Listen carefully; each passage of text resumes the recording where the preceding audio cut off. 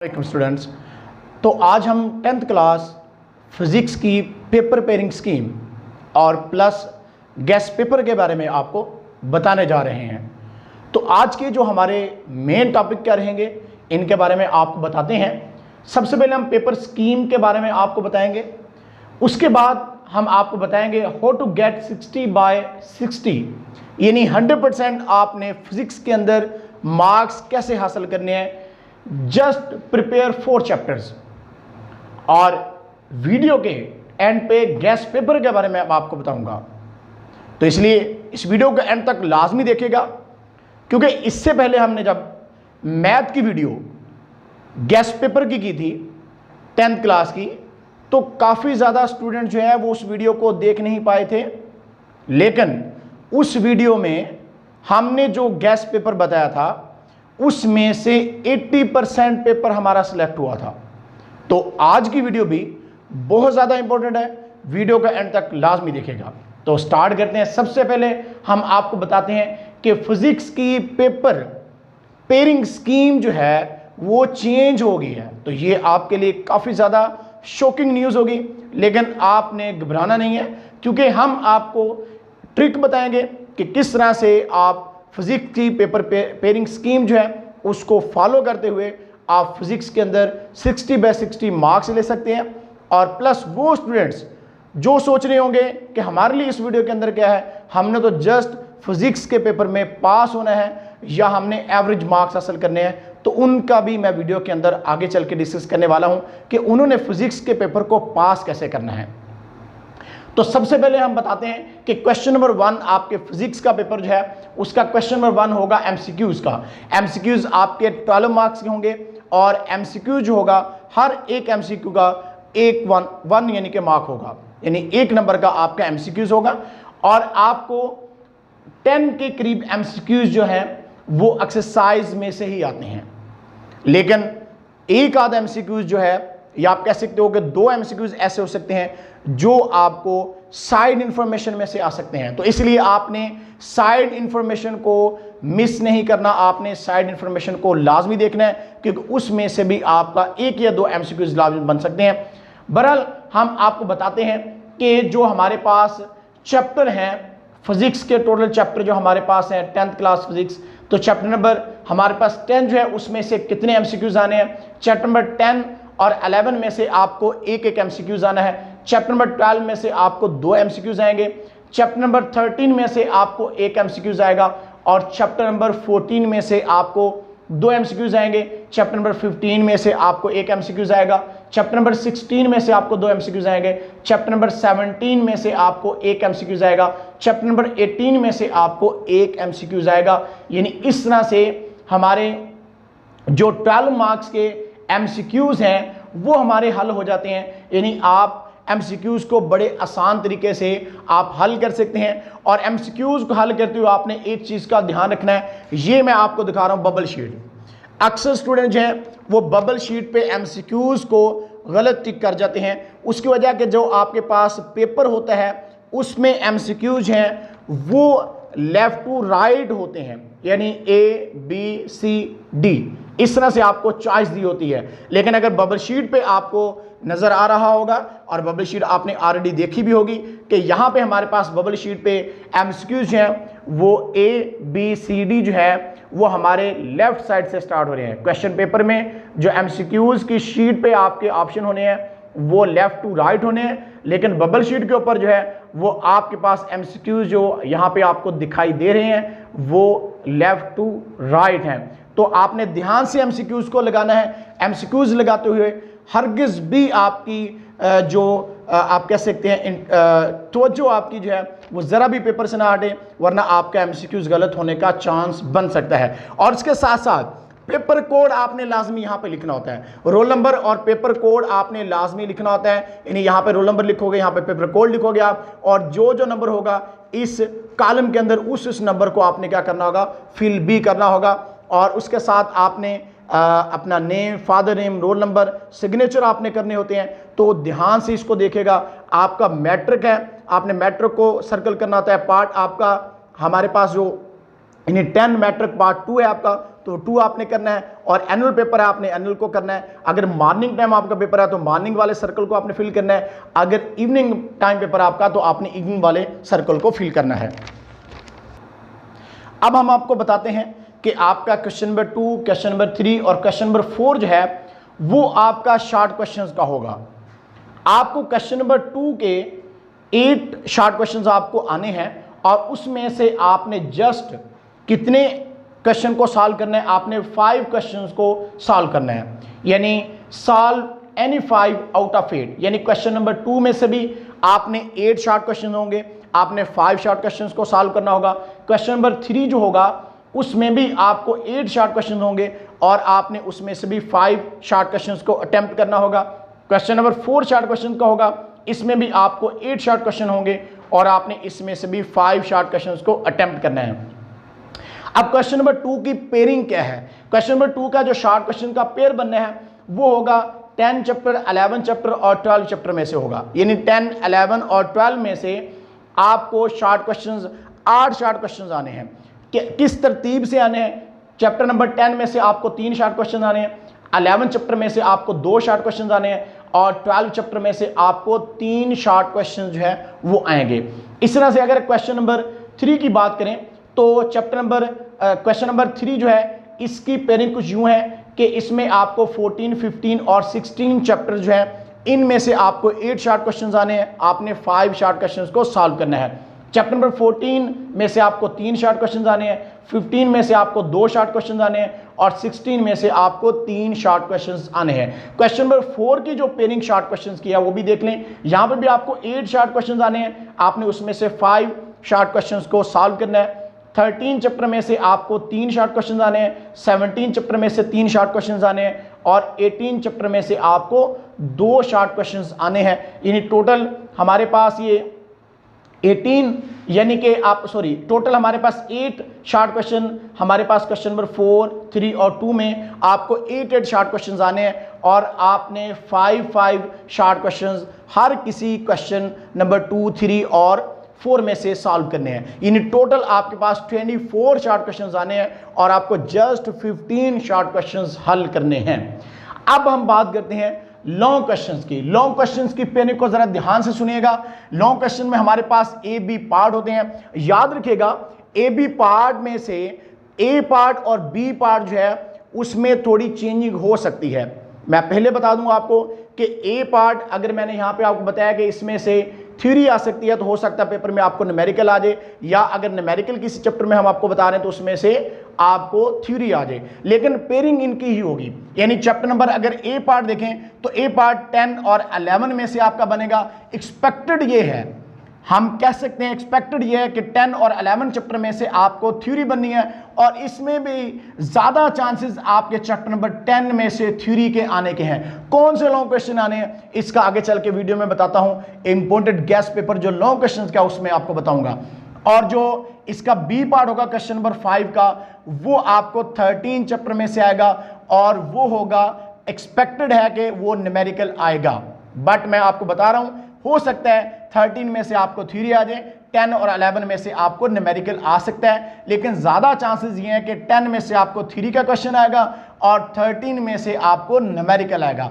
अगर हम question number 6 की बात करें तो इसका भी ए और बी पार्ट है, तो इसमें चैप्टर नंबर 15 और 16 में से एक्सपेक्टेड थ्योरी आएगी, ये कंफर्म है। चैप्टर नंबर 16 में से आपको थ्योरी ही आनी है, और बी पार्ट जो होगा वो चैप्टर नंबर 12 में से आपको न्यूमेरिकल ही आना है, ये मैं गारंटी दे रहा हूं आपको। तो इसलिए आपने चैप्टर नंबर 16 और 15 में से भी आपको बता देता हूं कि 16 में से ज्यादा चांसेस है थ्योरी के आने के, और इसमें से कौन से थ्योरी का लॉन्ग क्वेश्चन आना है इसका आगे चल के इंपॉर्टेंट गेस्ट पेपर के अंदर बताता हूं आपको। और बी पार्ट जो इसका 12 चैप्टर में से होगा उसमें से आपको न्यूमेरिकल ही आएगा। क्वेश्चन नंबर 7 की अगर बात करें तो इसमें भी हमारे पास 14 और 18 चैप्टर का पेयर बनेगा, यानी ए पार्ट और बी पार्ट जो होगा वो हमारा 14 और 18 चैप्टर में से होगा। एक्सपेक्टेड ये किया जा रहा है कि 14 चैप्टर में से आपको थ्योरी आएगी और 18 चैप्टर में से न्यूमेरिकल आएगा, बट रिवर्स भी हो सकता है कि 18 में से आपको थ्योरी आ जाए और 14 में से आपको न्यूमेरिकल आ जाए। लेकिन ज़्यादा चांसेस यही हैं कि आपको 14 चैप्टर में से थ्योरी का लॉन्ग क्वेश्चन आएगा और जो बी पार्ट होगा 18 चैप्टर में से आपको न्यूमेरिकल के आने के ज़्यादा चांसेस है। कौन सा न्यूमेरिकल आएगा, इसका आगे चल के न्यूमेरिकल इंपॉर्टेंट न्यूमेरिकल प्रॉब्लम जो गेस्ट पेपर है उसके बारे में आपको आगे चल के बताता हूं कि कौन सा न्यूमेरिकल बहुत ज़्यादा इंपॉर्टेंट है। तो इस तरह से हमारी पेपर पेयरिंग स्कीम की अगर हम बात करें तो इसमें हमने लॉन्ग क्वेश्चंस के बारे में आपको बताया। तो ये 3 लॉन्ग क्वेश्चन आने, क्वेश्चन नंबर 5, 6 और 7, और इसमें से जस्ट आपने 2 लॉन्ग क्वेश्चंस को हल करना है और ये आपका कितने मार्क्स का होगा, ये आपका 18 मार्क्स का होगा। तो टोटल हमारे पास कितने मार्क्स बन जाते हैं, 12 मार्क्स एमसीक्यूज के, 30 मार्क्स आपके शॉर्ट क्वेश्चंस के होंगे और 18 मार्क्स आपके लॉन्ग क्वेश्चंस के। तो इस तरह से 60 मार्क्स का आपका पेपर पूरा हो जाता है। अब क्वेश्चन आता है how to get 60 by 60 marks, just prepare 4 chapter. आप अगर 16 और 12 चैप्टर को 16 और 12 चैप्टर और 14 और 18 चैप्टर, ये 2 ऐसे लॉन्ग क्वेश्चंस हैं जो आपको 60 by 60 मार्क्स दे सकते हैं। यानी अगर आप लॉन्ग क्वेश्चंस आप चैप्टर नंबर 15, 16 या 16 और 12 के ही कर लो आप, और 14 और 18 को पेनिंग के लिहाज से, लॉन्ग क्वेश्चंस के लिहाज से आप तैयार कर लो, तो आपके 60 by 60 मार्क्स 100% मैं गारंटी देता हूं कि आपके आ जाएंगे, क्योंकि शॉर्ट क्वेश्चंस आपने प्रिपेयर ऑलरेडी कर लेने तमाम चैप्टर्स के, और इसी तरह से आपने एमसीक्यूज हैं वो भी तमाम चैप्टर के एक्सरसाइज के एमसीक्यूज और साइड इंफॉर्मेशन के एमसीक्यूज को अच्छी तरह से कर लें, तो आपके फिजिक्स में 60 by 60 मार्क्स आ सकते हैं। अब उसके बाद अगर हम बात करें कि वो स्टूडेंट जो वीक स्टूडेंट है, जिन्होंने जस्ट इस पेपर में एवरेज मार्क्स हासिल करने हैं या पासिंग मार्क्स आप कह सकते हो कि हासिल करने हैं, उनके लिए मैं बता दूं कि कौन कौन से चैप्टर कर लें। वो क्वेश्चन नंबर जो हमारे पास 2 है, इसका चैप्टर नंबर 10 और 12 में से जो डेफिनेशन है उनको अच्छी तरह से कर लें। यहाँ से आप या 10 और 11 को कर लें तो फिर भी आपके 5 शॉर्ट क्वेश्चंस यहाँ से हल होते हैं। तो 10 नंबर का पेपर यहाँ से आपको 3 और 2 आप शॉर्ट क्वेश्चंस को कर लो 10 और 11 के, तो आपके 10 मार्क्स आएंगे। इसी तरह से आप 14 और 15 या 14 और 16 को भी कर सकते हो, तो 5 शॉर्ट क्वेश्चंस आपके यहाँ से भी हो सकते हैं। 13 और 18 को कर लो या 13 और 17 को कर लो, तो तब भी आपके 5 शॉर्ट क्वेश्चंस हो सकते हैं। यानी जस्ट आप 6 चैप्टर को प्रिपेयर करके आप 30 मार्क्स शॉर्ट क्वेश्चन में से हासिल कर सकते हो। 12 मार्क्स आपके आ जाएंगे एमसीक्यूज में से, तो टोटल आपका 42 मार्क का पेपर जो है वो अटेम्प्ट हो जाता है। तो इस तरह से आप तैयारी करें, बड़ी आसान फिजिक्स है। आप तमाम चैप्टर्स की डेफिनेशन को अच्छी तरह से रटा मार लें, अच्छी तरह से तैयार कर लें, तो आप फिजिक्स में 40+ मार्क्स जो है वो आसानी के साथ हासिल कर सकते हैं। तो अब बात करते हैं हम important guest paper short questions के बारे में। हम सबसे पहले बताएंगे, फिर important guest paper long questions का आपको बताएंगे, और देन लास्ट पे आपको इंपॉर्टेंट गेस्ट पेपर जो है वो न्यूमेरिकल्स कौन कौन से इंपॉर्टेंट है उनके बारे में आपको बताएंगे। तो अपनी बुक को खोल लें, साथ साथ टिक करते जाएं ताकि आपको आसानी रहे बाद में याद करने की। अकॉर्डिंग टू स्मार्ट सिलेबस ही हम आपको बता रहे हैं। तो इंपॉर्टेंट गेस्ट पेपर में अगर चैप्टर नंबर 10 की बात करें तो इसमें रिस्टोरिंग फोर्स की डेफिनेशन बहुत ज़्यादा इंपॉर्टेंट है। एसएचएम यानी सिंपल हार्मोनिक मोशन की डेफिनेशन बहुत ज़्यादा इंपॉर्टेंट है। फ्रीक्वेंसी टाइम पीरियड की डेफिनेशन बहुत ज़्यादा इंपॉर्टेंट है। मैकेनिकल एंड इलेक्ट्रोमैग्नेटिक वेव की डेफिनेशन बहुत ज़्यादा इंपॉर्टेंट है। और prove that V is equal to F lambda, velocity, frequency और वेवलेंथ के दरमियान क्या रिलेशन होता है, ये बहुत इंपॉर्टेंट शॉर्ट क्वेश्चन है। ये वो शॉर्ट क्वेश्चन है जो मैं आपको कहता हूं कि 90% चांसेस हैं कि आपको पेपर के अंदर आने वाले हैं। चैप्टर नंबर अगर 11 की बात करें तो इसमें लाउडनेस और लाउडनेस के फैक्टर्स के नाम भी आप याद कर लें, और उसके बाद pitch, quality, intensity of sound और एडिबल फ्रीक्वेंसी रेंज, बहुत ही इंपॉर्टेंट शॉर्ट क्वेश्चन है। एडिबल फ्रीक्वेंसी रेंज ये आपको लॉन्ग क्वेश्चंस भी आ सकता है, तो एडिबल फ्रीक्वेंसी रेंज को आप शॉर्ट क्वेश्चंस के तौर पर भी अच्छी तरह से प्रिपेयर कर लें। अगर चैप्टर नंबर 12 की बात करें उसमें pole, principal focus, focal length, principal axis, refractive index, optical centre, और उसके बाद laws of reflection, laws of refraction, laws of refraction की जो है आप इसको भी आपने अच्छी तरह से तैयार करना है। और मैं ये यहाँ पे बता दूं कि आपने मिरर और लेंसेज के आपने तमाम के principal focus, focal length, principal axis, इनको आपने याद करना है। और रिफ्रैक्टिव इंडेक्स की डेफिनेशन और लॉज ऑफ रिफ्रैक्शन बहुत ज़्यादा इंपॉर्टेंट है। ऑप्टिकल सेंटर तो चैप्टर नंबर 12 में से भी आपको शॉर्ट क्वेश्चन बता दिए। चैप्टर नंबर 13 की बात करें तो यहाँ पे आपको इलेक्ट्रोस्टैटिक इंडक्शन की डेफिनेशन, कैपेसिटर, कैपेसिटेंस की डेफिनेशन को लाजमी करेगा, और कैपेसिटेंस का यूनिट जो फैराड होता है उसकी डेफिनेशन को भी आप लाजमी याद करेगा, वो डिफाइन भी बहुत ज़्यादा इंपॉर्टेंट है। और कैपेसिटर की जब आपने डिफाइन लिखनी है, साथ इसकी मैथमेटिकली फॉर्म को भी याद करें, Q = CV, इसको भी आपने अच्छी तरह से याद करना है। उसके बाद यूज ऑफ कैपेसिटर आपको आ सकता है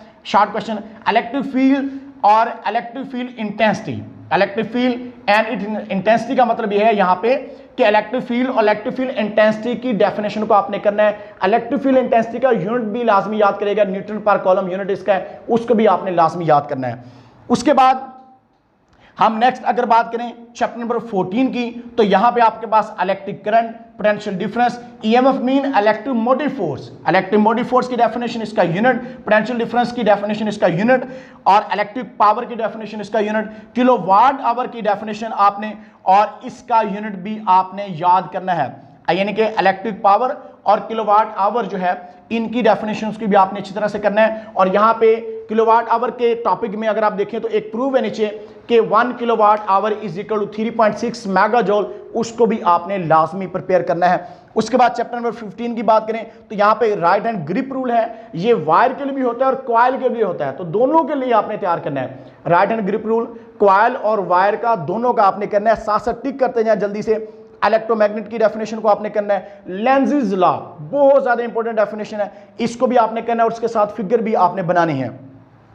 चैप्टर नंबर 16 की बात करें तो एनालॉग और डिजिटल, एनालॉग और डिजिटल क्वांटिटीज और एनालॉग और डिजिटल इलेक्ट्रॉनिक्स को यहां पे जगह कम थी हमारे पास, तो एनालॉग और डिजिटल इलेक्ट्रॉनिक्स, एनालॉग और डिजिटल क्वांटिटीज को आपने अच्छी तरह से याद करना है। यूज ऑफ लॉजिक गेट्स को आपने अच्छी तरह से याद करना है इसमें से, क्योंकि ये बहुत ज्यादा इंपॉर्टेंट है आपके लिए।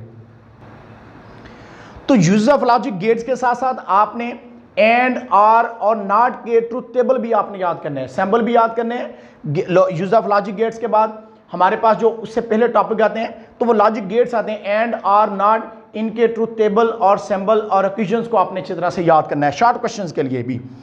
चैप्टर नंबर 17 की बात करें तो इसमें आपने इंफॉर्मेशन एंड कम्युनिकेशन टेक्नोलॉजी जो है इनकी डेफिनेशंस को करना है, इंटरनेट की डेफिनेशन को, browsers, email, component of CBIS आपने याद करना है, और इसमें एडवांटेजेस ऑफ ईमेल जो है उनको भी आपने अच्छी तरह से तैयार कर लेना है।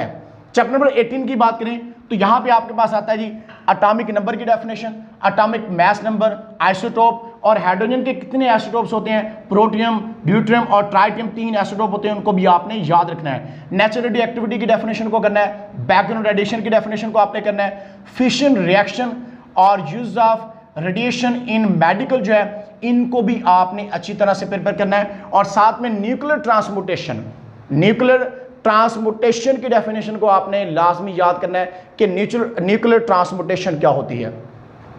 उसके बाद अब बात करते हैं important gas paper long questions को जो है उनको देखते हैं कि आपको लॉन्ग क्वेश्चन में से कौन कौन से आपके पास इंपॉर्टेंट हैं।